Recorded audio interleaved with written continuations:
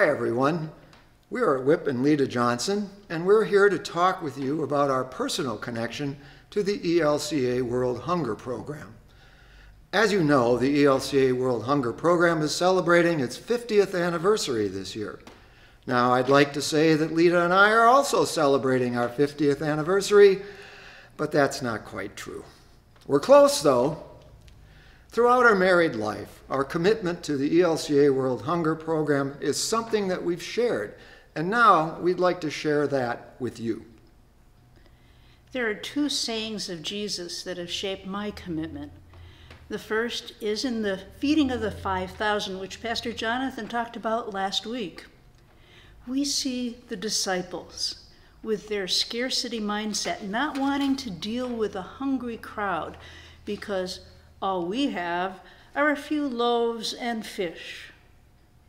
Jesus isn't buying it. He says, you give them something to eat. In an in-your-face challenge to the disciples then and now.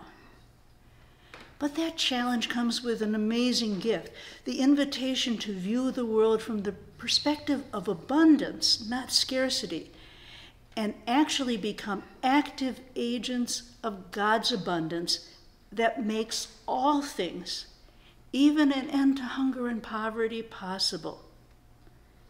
Then there's Matthew's judgment story. When I was a kid, I really worried about whether I was a sheep or a goat. But I finally discovered a powerful gift embedded in this scary text.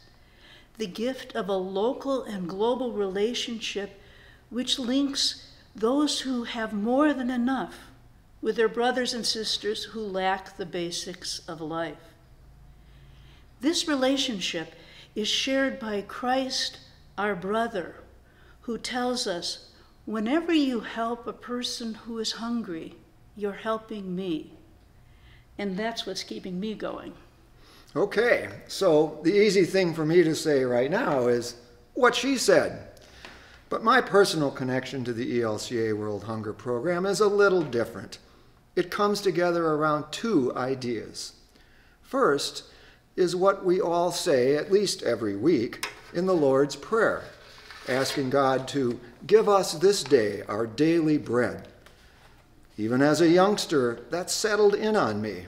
How important it is for everyone simply to have daily bread. Bread! The second comes from a recent sermon by Kimberly Dunbar, when she pointed out that Jesus changes the game a bit. Yes, we are called to love our neighbors as ourselves, but then, at the Last Supper, Jesus commands us to love one another as Jesus loves us. Just to show how growing in faith works on a personal level, I had never really thought about that difference, loving neighbors as we love ourselves and loving one another as Jesus loves us. And so for me today, I'm working through the connection between those two in the context of how to do God's work with our hands through the ELCA World Hunger Program. When I worked for the ELCA's World Hunger Program, I saw every day what a gift it is. A gift that helps us to love as Jesus loves us by using our amazing web of relationships within the ELCA and our worldwide Lutheran family.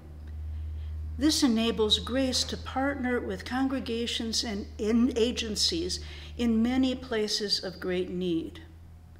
For through this web, financial and human resources, expertise, technology, and local know-how flow effectively around the world, like the Spirit of God moving over the face of the deep. And when we work together, God provides abundantly, using us as the answer to our prayer. Give us today our daily bread.